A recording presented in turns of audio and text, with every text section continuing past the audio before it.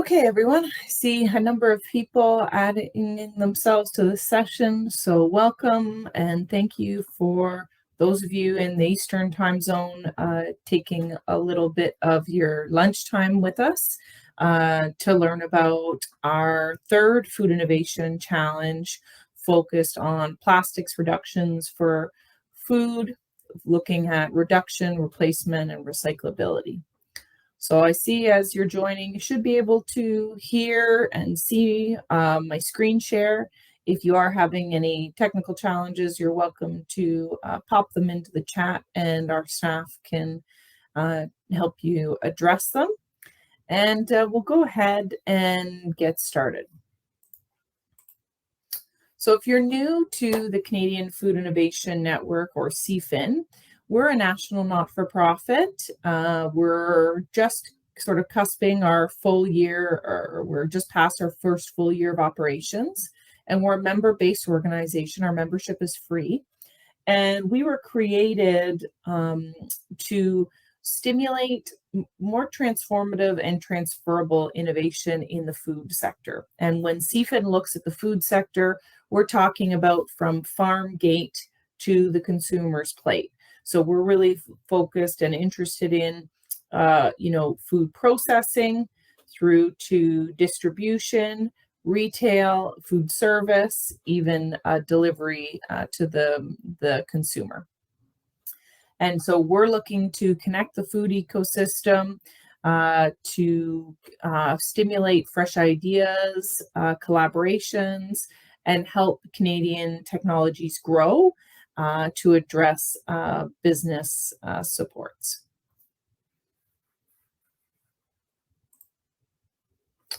So, what do CFIN members care about? There's a wide variety, obviously, but you should, these are definitely some of interest. And of course, our particular call ties very specifically into the whole packaging area.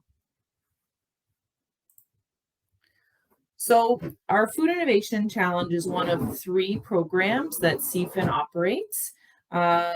We have 2 live, so our Food Innovation Challenge is one of them. This will be our 3rd round of intake and applications.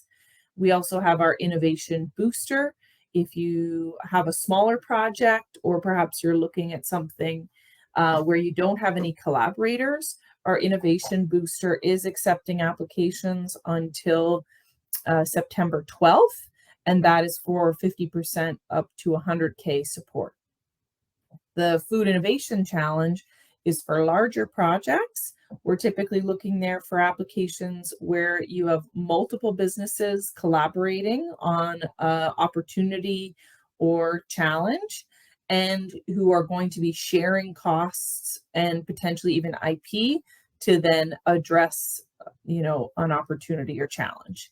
And the funding there is up to $2 million in grant funding, and we typically do a 50% funding level. So the Food Innovation Challenge, we've had 2 calls already. Our first one was on a open theme, so we were, in our first little bit of operations and looking at whatever types of projects industry was interested in bringing forward. Our summer 2022 theme was on supply chain, and our current call for proposals, which opens September 1st to applications, is plastic solutions for food, reduction, replacement, and recyclability. So I don't think any of us are overly unfamiliar with the concept of our single-use plastics problem. We've got a significant portion of plastic waste ending up in landfill, and packaging generates about 47% of that waste. And food, relies obviously on plastic for packaging and the safe movement of product through the supply chain. And it could also be, used in food service just as much as it is for packaging and wrapping pallets, etc. So it's pervasive throughout the sector. And with that in mind, and the growing interest in consumers to look at sustainable options, upcoming regulations targeting single-use plastics, and then of course just all of us, I think, being more conscious. We are issuing this call looking to hopefully pull some great proposals around innovative solutions, sustainable solutions to reduce, replace, or recycle plastics within the food sector. So, obviously, I think the food industry has started to respond to some of these calls. We've seen, increased in eco packaging, reducing, moving to smaller or thinner films. We've got projects looking at adopting, obviously, cardboard. There's been a big movement in retail to remove plastic bags. So this has been happening. And we're looking to invest in some more innovative solutions that can hopefully address this issue in the sector. So for this call, we've left it fairly open. I'll show you the key priorities, but some potential innovation areas, and we certainly don't want to be overly prescriptive. We're really keen to see what sort of great ideas some of you have. But new packaging materials that improve recyclability of plastic, new packaging materials that would compost industrially, or circular economy solutions that will facilitate plastics recovery or the elimination of plastics throughout the supply chain. Things like refillables and other reuse options. We are looking, however, with a keeping focus on scale, so keep that in mind. And then digital solutions for tracking and recovery of plastics. Those could also be a potential area of interest under the call. So the key program priorities, we're looking at research, development, and demonstration. So it's important to understand that CFIN funds R&D projects. And so initiatives where some of you are looking to buy a piece of equipment from the UK and install it in your Canadian facilities, and it will allow you to replace a particular type of plastics packaging. That's not an R&D project. So keep in mind that there has to be research, development, and demonstration activities of either plastic alternatives or systems or tools that allow for either enhanced recyclability, elimination of plastic, or industrial composting. We're looking for solutions that are compatible with existing processes in food manufacturing and retail. So if you are proposing a new packaging formula, does it work and meet aesthetic as well as safety standards within the sector already? We're looking for solutions that have potential to scale nationally. We're looking for things that could work in various climatic conditions, ideally, or various food products. I know there's a lot of plastics out there and a lot of varieties and a lot of areas this problem could be sort of approached by. So we are fairly open, but we're looking for things that could actually work in sort of the real world scenario. And again, if we're looking for something in packaging, we want it to either meet or exceed shelf life standards for the existing options. So all of the projects should be doing one of the two. They should be either proposing an innovative solution that improves the recyclability and recovery of single-use and non-durable plastics from the sector, or proposing an innovative solution to improve the sustainability of plastics through bioplastics or bio-based solutions, but we want to know that this will actually meet industrial composting certifications. And we've listed the two certifications of interest to us on this call. So really interested in those particular areas. In terms of funding, so we fund projects as a grant. It's up to 50% of your outlined budget. And the maximum we'll give for a challenge application is $2 million. So your minimum budget will be somewhere between $1 million and then maximum $4 million. And then we're giving half of that. Funding, when CFIN funds a project, we do provide our funds on a reimbursement basis. So applicants do have to bridge project costs. We don't do advances. And so it's something you may want to consider is your ability to cash flow and support the project. If your application with us is successful, CFIN does charge a 5% project management fee on the total project costs that are eligible for our funding. That's how we sustain our own operations outside of the government funding that we administer. In terms of funding available for this call, we have at least $2.5 million, if not potentially more, for this call. We have a fairly healthy amount of funding, and we'll be looking to support as many strong projects as we can. So who's eligible for a Food Innovation Challenge? These calls are for collaborative research. So every project requires minimum 2 partners, one of which needs to be a small or medium-sized enterprise, and that's a company that's under 499 employees and under 50 million in revenue. The other partner could be a multinational or a larger Canadian business. It could be 2 SMEs, but there need to be at least 2 private sector partners coming to the table in a food collaboration project. And it needs to be industry-led. So if any of you are with not-for-profits or you are with research organizations working in this area, your application does need to be led by an industry partner to be eligible for our programs. So we're looking for a collaboration of at least 2, and generally both partners, or the partners, if there's more than 2, will be incurring costs, maybe not all equally, but there will be some shared expenditures across your group. And you may also be sharing background intellectual property as part of the collaboration in order to achieve the project objectives. One important thing to understand about a collaboration is that you're not allowed to invoice each other.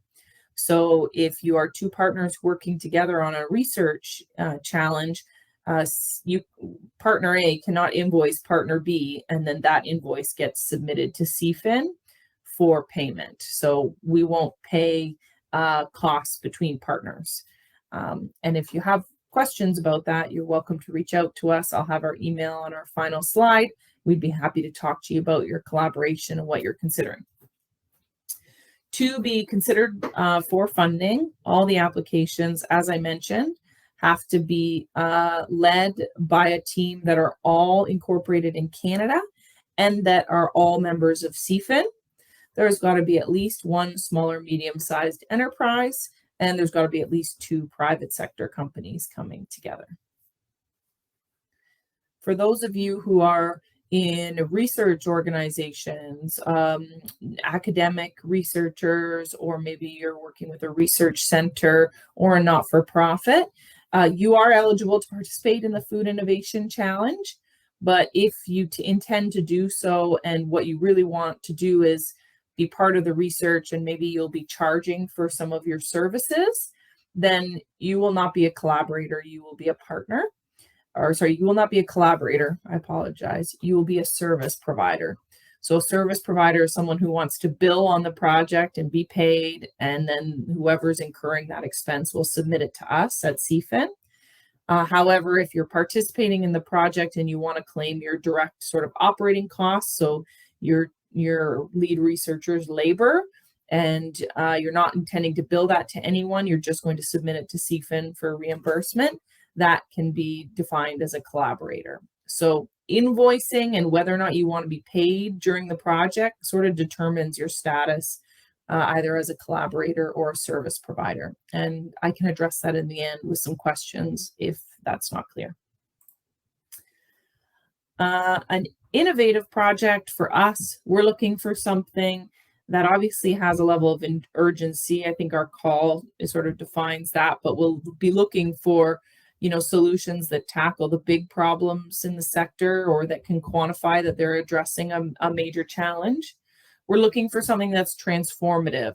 So we're not just looking to solve a particular 2 companies' problem or 1 company's problem. We need to be able to see that the solution that's being developed as part of that project could then be taken out to market and made accessible to other CFIN members or other food industry sector members. So for example, if I'm developing a new compostable plastic pouch for nuts, and my project is it's going to be me and a food processor who's going to trial and test our solution after we do some development work and prove that it's biodegradable, etc.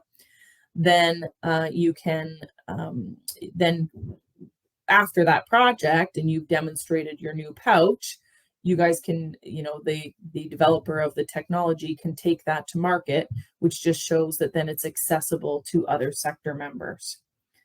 Risky. So we want to see that there is a level of risk, a level of technical challenge. Usually we're also looking for some level of intellectual property to be gained as a result as of the project. And then of course, necessary. Is it addressing a core problem related to the call or within the sector? So again, we fund research, development, and demonstration projects. So this means all projects have to involve R&D, and typically we look at technical readiness levels. And my colleague Marilla shared the program guidelines with you at the beginning of the call, and you can also see them on our website. And that has a full definition of all the TRL levels. I'll show one as well. And we're looking for projects that involve 1 to 7. So TRL is 1 to 7. If your project includes 8 and 9, we'll only consider it if that's part of a project that includes 1 to 7. So if I look here, 1, obviously we've got some basic principles, a concept that's being observed or reported. We think we can do this, X.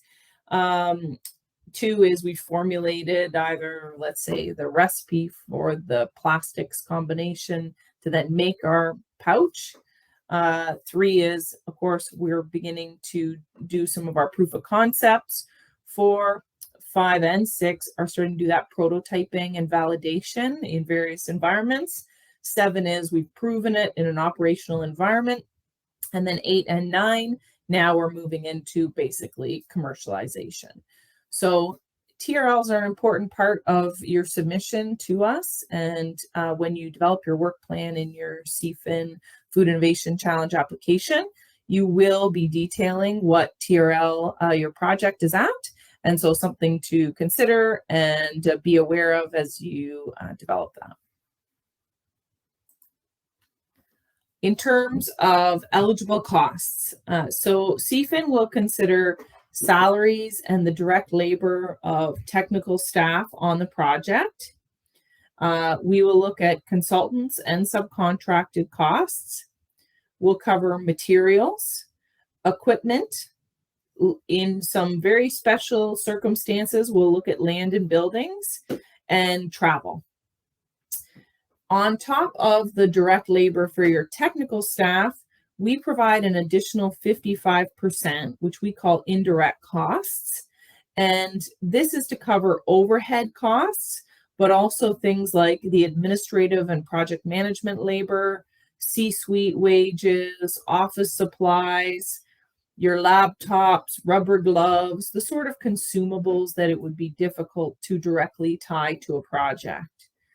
Please, if you're building a budget for us for this call, read our eligible cost guideline and build your budget accordingly. It's a very common mistake to build out costs that are covered under the indirect costs in your actual budget. So many people will add in project management, or they'll include their CTO as part of their project. That's not eligible under our direct labor time. It's covered under the top up that we give at 55%. So please read our cost guideline when building your budget, and keep in mind that we do allocate a full 10 points to assessing your budget and its eligibility. And so it can make a difference how detailed your budget is and whether or not it will it aligns with our eligibility criteria.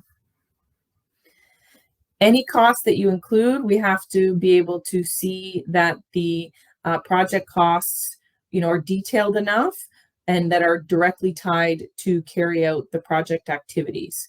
So if as part of the project you want to build a new facility, you are going to have a very strong rationale as to why we should consider that part of your project and how it's critical to executing on research and development activities. So our application process is two-phased. We do a letter of intent, which allows us to see sort of the early scoping of your project and that the basic requirements of the challenge have been met. We read it and review them, and then we provide feedback to those we're going to invite forward on how they can improve their initial round of submissions and submit a full proposal. So at the letter of intent stage, your partnerships can be, just in formation. Your budgets can be estimates, but you should be able to show me how you're solving this plastics problem. You should be able to demonstrate what the value is of the solution and where it fits in, why your collaborators are partnering together, and what are you looking to achieve. So it doesn't need to be the full final draft for a letter of intent. It's your early submission. You'll receive some feedback from us. And then for those of you who submit qualifying projects, you'll be invited to submit a full proposal where you'll have the opportunity to rework your initial answers. You're going to provide a much more detailed budget with cost by partner allocated. Your collaborations should be firm and ready to sign if approved. And you may find that we invite you to present your project to our decision-making team, our Innovation Advisory Council, as part of the final decision-making process. And our applicant guide and program guide have a full overview of how we score things and review submissions. In terms of key dates, so we will be opening the application on September 1st. If you want to look at the application requirements before then, the call guide is posted on our website. Read that. It will go through each question and the required responses from all the applicants. The letters of intent are due October 11th at midnight EST, so the 11th at 11:59. And then you will hear back in early November regarding your invitation to move forward if you've been successful. And then you will have about 6 weeks to rework your submission for December 16th, 2022. And we're looking at projects in this call that will start as of January 1st, 2023. So that is the earliest date that we will consider project starts. And you're looking at just over a 2-year project timeline if you use the maximum amount of time available, which is projects should be complete no later than March 31st, 2025. So in terms of scoring applications, you'll see here we give 5 points to the description of the applicant and the partners and what are their roles in the project. So it could be, I'm collaborator A, I'm making a new compostable plastic film for pouches of trail mix and other products. I've got my partner who is a manufacturer of these products. Maybe I've got a packaging research group out of an academic institution. Perhaps I'm bringing in another consultant to evaluate the food safety. Maybe I've got some testing partners. So it can be not only the applicant, the partners, but also any resources you tend to draw from during the project. And we're looking to understand, why are you guys coming together? What is your shared rationale for participating in this project? And then, of course, what is the background? What work has been done to date? What problem are you solving? And how is this problem felt by some of the other partners? Project objectives and outcomes. What are what is it you're trying to achieve? What will, at the end of the project, what will we have as a result if this project is successful? And then the design and methodology. Here we'll be looking to understand what is the scientific approach you're taking in the research and development of your solution. And in particular, I encourage you guys to think about things like testing, life cycle analysis, and things like that that are particularly relevant in the plastics sector. Our biggest scoring and chunk of points goes to the benefits to Canada's food ecosystem. So we're looking for innovative and transformative aspects of the project. So how is this innovative, different from what's currently available, and how is it going to be accessible to the wider food sector? How does this align with our innovation priorities? And in particular, how does it align with this particular call? The knowledge transfer and commercialization plan. How does your team intend on protecting your knowledge? Are there any partnerships, between the lead applicant and the partners that are going to be around exclusivity or certain first rights in terms of access to any of the knowledge gained as a result of the project? And then what are the direct and indirect benefits to the food and beverage sector?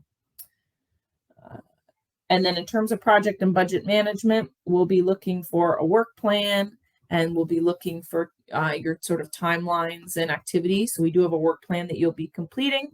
We'll be looking at your budget. And then we also ask you to outline what are your risk and mitigation plans. So we use this at both stages. Our staff will score the letters of intent, and we engage external reviewers to give some comments and insights at that stage. And if you're invited forward, you're provided all that feedback. We generally have a call with you about how to proceed, answer any questions you have. And then the full applications, you'll rework your answers, you'll give us a fuller budget, and we'll review that. Our staff really at that stage is just reviewing it for cost eligibility and to ensure that everything meets our requirements. But then the external reviewers will do a technical and market assessment and score it according to this rubric. And we'll also have reviewers from our Innovation Advisory Council score the submission. And then we have a decisioning session based on all that information. And we make recommendations to our board of directors to then approve or not approve projects. In terms of IP, CFIN is not here to take any ownership of your intellectual property. We do have some requirements for anyone who is developing IP as a result of our project, which is that any IP that derives from our projects, the ownership rights have to remain in Canada for a minimum of 5 years after the end of the project funding agreement, so until 2030, unless the transfer of ownership is approved by the minister on a case-by-case basis. And our minister is the Minister of Innovation, Science, and Economic Development, and it's Minister Champagne. So if you came to us and you wanted to sell your IP, we would have to put that request in. We are looking for projects where IP is going to be, catalyze change for the sector, where it can be taken to market, and that, it will be accessible to other collaborations. So if you are taking, and solving just one company's problem and your solution is going to be very narrow, it will be difficult to, for us to approve it under a food innovation challenge. And a common question we get is, well, what about stacking? I'm going to be using other programs. Maybe I'm going to be looking at SDTC, or I've got my provincial government that's interested in funding this project, or I'm looking at IRAP or even SHRED. So you are allowed to stack CFIN funding with other government funds up to 75% of the total project cost. So if you've got $1 million project, you can request $500K from CFIN, get another $250,000 from another source, but the remainder 25% does need to come from private sector cash. And if you are looking to stack and you've got some funds confirmed that you want to stack with, you're also welcome and encouraged to contact us to discuss it. Generally, we're not looking to see things like SHRED tax credits, so scientific research and experimental design. SHRED innovation tax credits are a common tool. You don't need to list those in your application. That's not the kind of thing that we're necessarily interested in. We're thinking more about other government funding programs. So it's more things like IRAP, MyTax, NSERC, SDTC, funding from the Food Waste Challenge, other funds from the Innovation, Science, and Economic Development team, etc. Those are more what we're interested in seeing listed if you do have them. So to apply, right now our application is not open. It will open on September 1st. So that will be the first day you can go in and begin working on your application. But all the program details are posted on our website. And you can go in and get started on our application portal, get your profile and organization set up. And you can take a look at the program guide and the applicant guide and call details. So the program guide has things like eligible costs, what's our process, etc. The applicant guide and call details has a listing of all the questions in the application and how to go about answering them and how we score them. I strongly recommend reading both documents, and that's a great place to start in your process. We have them available in both English and French. We have a French info session tomorrow. So this will be open and available to you, and the application will be available in English and French as well. And then shortly, probably in the next 24 to 48 hours, we will post the information session on the website as well. So this session will be posted and you can go ahead and listen to it again. But again, everything that I'm covering today is in the program guide and the applicant guide. And I really, really recommend that you read those carefully because they are pretty much how to move through this application with in the strongest way possible. We also have our regional innovation directors. I know a few of them, I think, are on the call today who are familiar with the program requirements and available to chat with you. And they are your local member leadership on the ground. So we have Lavina Gully based in British Columbia, Huba Katoon based in Calgary, serving sort of the prairies, Linda Fox in Ontario, Julie Daigle, who will lead our Quebec session or a French session tomorrow in Quebec, and Tyson McInnes in Atlantic Canada. They can give you certainly feedback or answer any questions you may have, and if need be, we can certainly join any conversations that you're having with them to ensure that you're getting the clearest answer possible. So I've reached the end. I will open the session to questions. We have a bit of a lag in the streams, so don't worry if you're posting a question. If it takes a few seconds for me to answer, it just takes a few minutes for them to come through. There was a question about, I think, related to the project design and methodology. Is this similar to the SHRED approach? Yes. Taking a similar layout in the writing of that would be very smart. It is a big chunk of the points in the review. We want to see that you have a clear understanding of what the research questions are that you're answering. We ask you about the team involved in the project and what are their capabilities. And something I encourage you all to consider is, do you have the material science, especially if you're looking at a new packaging solution? Do you have the material science bandwidth on your team to respond to the challenges in formulating new materials? That was something that came up previously in our other applications. So that part, the project design and methodology, is very important. I definitely suggest, looking at our instructions there. We will accept bullet points, but we're looking for some very specific things. Someone's asking, can this be applied to agricultural products? Our service is focused on the cannabis sector and addressing plastic waste.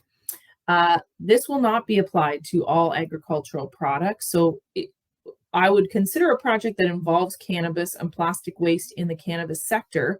However, what I won't be looking at is anything related to agricultural plastics or agricultural production activities. So CFIN's work starts at farm gate. If you're looking at projects that focus more on on-farm activities, so eliminating agricultural plastic or recycling ag plastic, or anything to do with reducing it on more of a production side, we won't touch that. So we are looking from farm gate onwards. So we'd be looking more at, plastic used in food processing, in distribution, in food service, etc.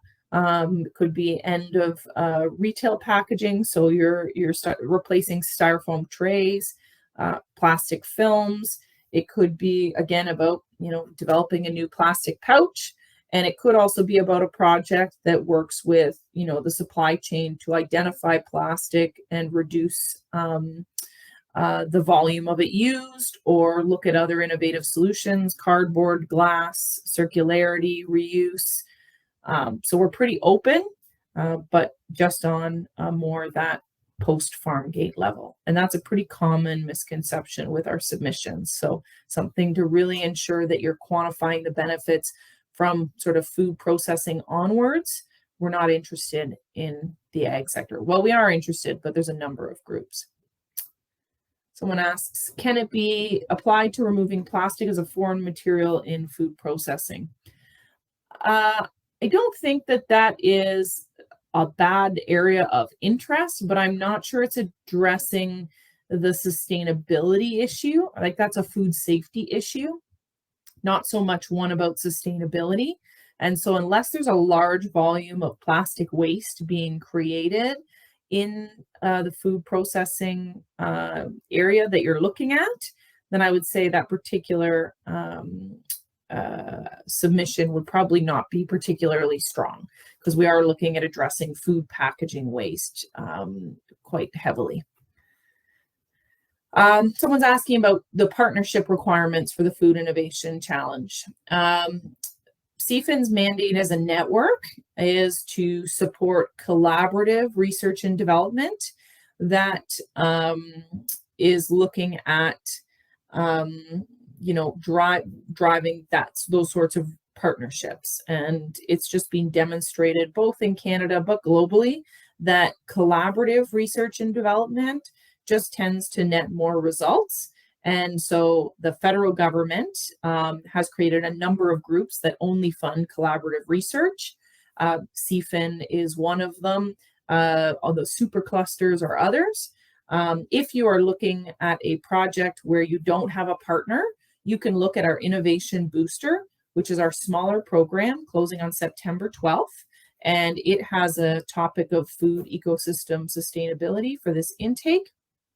And it could be a good option for you if you don't have a partner. You do need to show that you have partners, committed to the project, and generally both will be incurring some expenses. Might be one's incurring the bulk and the other is just, some smaller costs, but we do need to see that there's an active role. One of those common collaboration formats that we see is, technology developer and test bed, which is fine. It could also be two technology developers working together to launch something. Someone's asking about, do you accept in, a new technology related to the eradication of viruses and now moving into plastics? Dave Bowen and I would encourage you to reach out to one of our innovation directors. You can email innovation@cfin-rcia.ca. and we can put you in touch with them to talk about that. And yes, packaging used in shipping could be included, but if it's originating primarily at a farm level and the main impact of the solution is going to be felt by a farmer, it is probably not a great fit for CFIN, because we look at really from food processing onwards. I'm not seeing too many questions. Marilla kindly has put the email into the chat, and you can feel free to email us and we will connect you. Our minimum company size for our Innovation Booster is an incorporated business. We generally request 2 years financials, And it's the same for the Food Innovation Challenge. So you can take a look at the requirements on our website. And I'm seeing a lot more questions now, I think, that would recommend you get in touch with us at innovation@cfin-rcia.ca to chat about it. And we can go ahead and talk through your questions. One last one, couple here regarding in-kind. We don't do in-kind support. If you have a partner who's going to incur some expenses as a result in their participation in the project, they could say, I'm going to have a engineering lead on this project who cost me $60,000 a year, and I'm going to spend $50,000 on upgrading my equipment to accommodate this process, and I need to do that in order to participate in this project. We could then pay them out on their portion of the expenses. So the way the collaboration works, multiple partners incurring expenses, coming to CFIN. CFIN says, you're approved. We give you 50% on those expenses that are eligible. So there's no in-kind there. The contribution is cash. They're paying the engineering lead. We pay them out at 50% for that cost. There is no minimum age to the private company for the Innovation Challenge. However, we do ask generally for 2 years financials, or at very least the ability to carry out the project. So please keep in mind, if you're proposing a $2 million project to us, we do not provide advances. You have to be able to afford the project and bridge the expenses. And if you can't provide me proof of that, things like term sheets, your bank statement, etc., then you're going to have a hard time with our review process because we can't confirm that you're eligible. And someone's asking, can you clarify the service provider collaborator role for academic? Sure. If you are a research organization and you want to participate in a project and you want to bill one of the partners, then the partners, or the lead applicant in the budget, will list your organization as an expense and say, I'm going to have $60,000 with Fanshawe to do this research, and we'll approve them if their project is eligible and it wins, and then you'll bill them and we reimburse them. So if you are going to be an academic researcher and you're looking to bill the other businesses on the project, then your costs are just a project eligible cost item, and that will pay them. So again, if you do have more specific questions, I really recommend shooting us a note. We can connect you with your regional innovation director, and they can have a call with you about your specific questions. And I also highly recommend you read the program guide and the applicant guide to ensure that you've got the answers to your questions, because it is pretty well laid out there as well. And of course, as I mentioned, we're more than happy to have a discussion with you about your project, what you're thinking about doing, and we can help you troubleshoot some of those relationships. Usually it's not too difficult to meet our requirements. It just needs a little bit of, walking through it and looking at what it is you want to do and clarifying some of the intricacies of our rules. So thank you, everyone. I'm not seeing any new questions. I appreciate you taking the time. This will be recorded and posted to the website shortly. And all the application documents are currently live. And the application itself, as I mentioned, goes live on September 1st. And we'll be closing to applications on October 11th at midnight for a letter of intent. Thank you. Have a great day. Chat again soon.